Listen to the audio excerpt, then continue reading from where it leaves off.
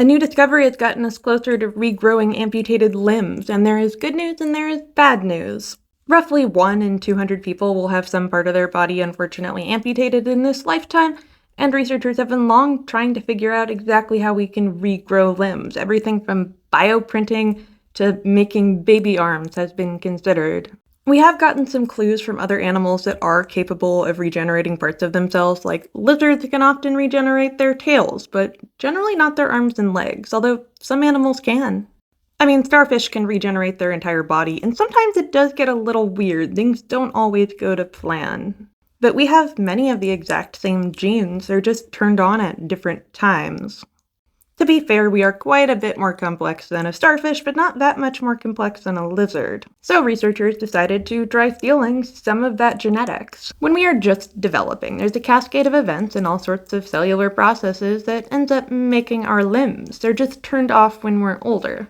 So researchers asked, what if we just turn them on? What if we just turned on the process that would otherwise develop a limb when you've already had an injury?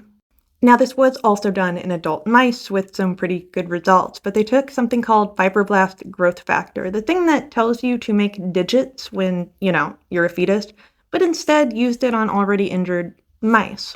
They severed P2, which is a reasonably important digit to people, while the mice were still developing, so they were born without it. And yeah, they started to regrow a joint, the different tissues that are involved in growing a joint, even though they were already born.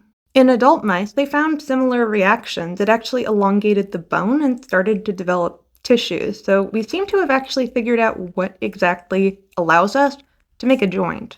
Just elongating a bone is not enough, although if you've had something amputated, that could go a long way.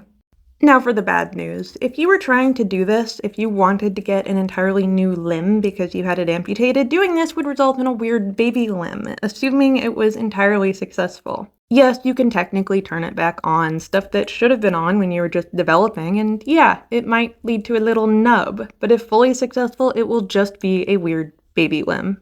Now let's talk about bioprinting. So it's always been my thought that rather than having super advanced prosthetics, which, yeah, it seems like that's happening too, we would just end up 3D printing you a new limb. And that might be an avenue too. I've talked about some of the issues with it, like putting together circulatory systems. When we're talking about tiny veins as thin as a human hair, they tend to collapse under gravity, long before they can ever develop into something functional. That could actually be very well accomplished using organoids, not trying to 3D print the circulatory system itself, but making a vascular organoid out of a patient's own tissues. Those can be combined with other tissues to create something that might be an organ and maybe one day a limb. The answer in this case is that we need to start combining these different treatments. Each one individually does have flaws, but combine bioprinting with organoids, with whatever the baby limbs are, could result in something much more functional, and that is always the goal, to make people whole again.